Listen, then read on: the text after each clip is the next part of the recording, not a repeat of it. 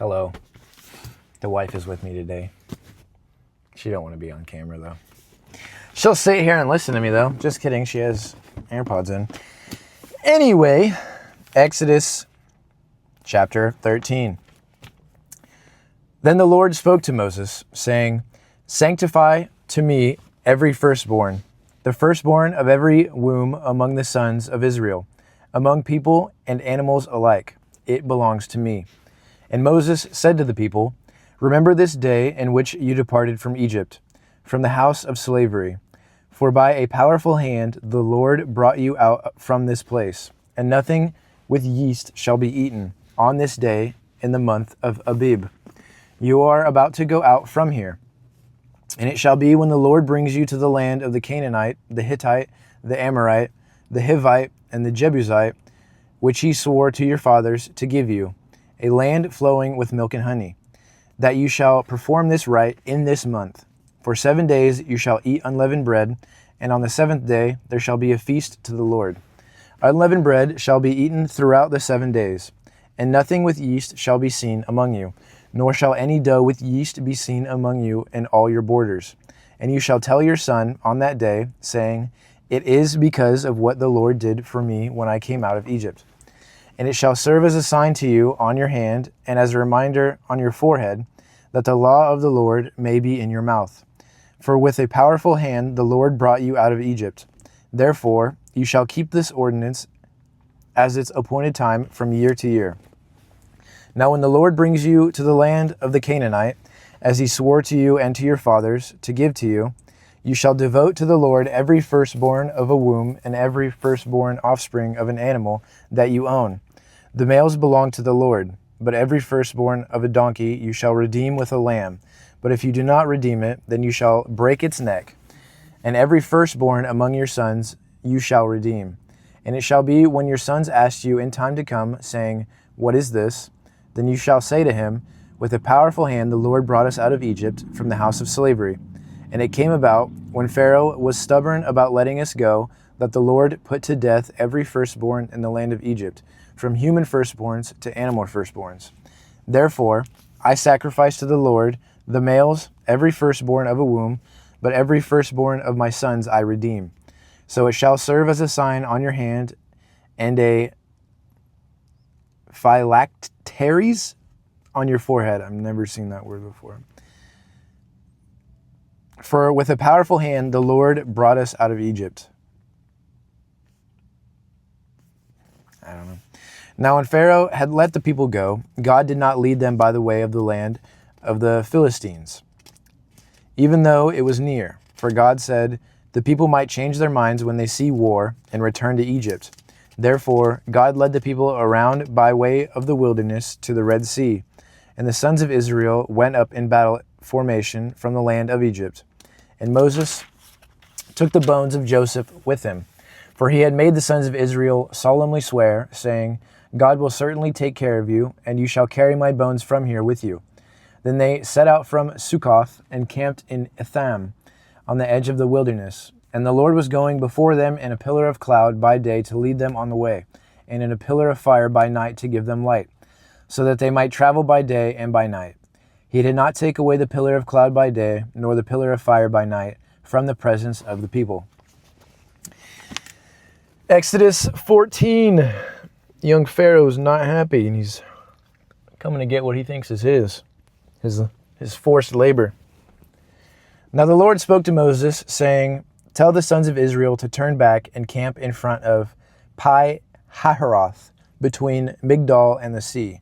You shall camp in front of Baal-zephon, opposite it, by the sea. For Pharaoh will say to the sons of Israel, They are wandering aimlessly in the land. The wilderness has shut them in. And I will harden Pharaoh's heart, and he will chase after them. And I will be honored through Pharaoh and all his army, and the Egyptians will know that I am the Lord. And they did so. When the king of Egypt was told that the people had fled, Pharaoh and his servants had a change of heart toward the people, and they said, What is this that we have done, that we have let Israel go from serving us? So he had horses harnessed to his chariot and took his people with him.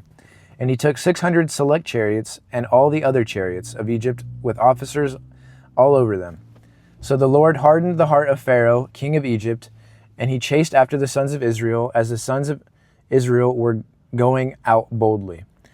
Then the Egyptians chased after them with all the horses and chariots of Pharaoh's, his horsemen and his army, and they overtook them camping by the sea, beside Pi Hahiroth, in front of Baal Zephon. As Pharaoh approached, the sons of Israel looked, and behold, the Egyptians were coming after them, and they became very frightened. So the sons of Israel cried out to the Lord. Then they said to Moses, "Is it because there were no graves in Egypt that you have taken us away to die in the wilderness? Why have you dealt with us in this way, bringing us out of Egypt?" Always just crying and crying. Just the average citizen nowadays. "Is this not the word that we spoke to you in Egypt, saying, 'Leave us alone so that we may serve the Egyptians'? For it would have been better for us to serve the Egyptians than to die in the wilderness." You'd think that. But Moses said to the people, "Do not fear. Stand by and see the salvation of the Lord, which he will perform for you today. For the Egyptians whom you have seen today, you will never see them again, ever. The Lord will fight for you while you keep silent." Yeah, so shut up. Then the Lord said to Moses, "Why are you crying out to me? Tell the sons of Israel to go forward. As for you, lift up your staff and reach out with your hand over the sea and divide it. And the sons of Israel shall go through the midst of the sea on dry land. And as for me, behold, I will harden the hearts of the Egyptians so that they will go in after them. And I will be honored through Pharaoh and all his army, through his chariots and his horsemen. Then the Egyptians will know that I am the Lord, when I am honored through Pharaoh, through his chariots, and through his horsemen." Then the angel of God, who had been going before the camp of Israel, moved and went behind them. And the pillar of cloud moved from them and stood behind them. So it came between the camp of Egypt and the camp of Israel. And there was the cloud along with the darkness, yet it gave light at night. Therefore the one did not approach the other all night. Then Moses reached out with his hand over the sea, and the Lord swept the sea back by a strong east wind all night, and turned the sea into dry land. And the waters were divided. So the sons of Israel went through the midst of the sea on the dry land, and the waters were like a wall to them, on their right and on their left. Then the Egyptians took up the pursuit, and all of Pharaoh's horses, his chariots, and his horsemen went in after them into the midst of the sea. But at the morning watch, the Lord looked down on the army of the Egyptians through the pillar of fire and cloud, and brought the army of the Egyptians into confusion. He caused the chariots' wheels to swerve, and he made them drive with difficulty. So the Egyptians each said, "Let me free from Israel, for the Lord is frightening for them against the Egyptians." Then the Lord said to Moses, "Reach out with your hand over the sea so that the waters may come back over the Egyptians, over their chariots and their horsemen." So Moses reached out his hand over the sea, and the sea returned to its normal state at daybreak, while the Egyptians were fleeing right into it. Then the Lord overthrew the Egyptians in the midst of the sea. The waters returned and covered the chariots and the horsemen, Pharaoh's entire army that had gone into the sea after them. Not even one of them remained. But the sons of Israel walked on dry land through the midst of the sea, and the waters were like a wall to them on their right and on their left. So the Lord saved Israel that day from the hand of the Egyptians, and Israel saw the Egyptians dead on the seashore.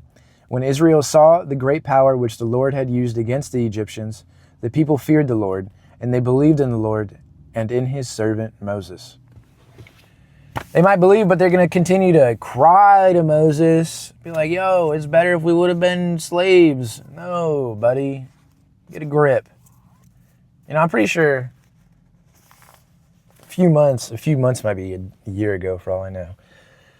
But I feel like they found evidence of the chariots and horses in the Red Sea, in the middle of it, at the bottom.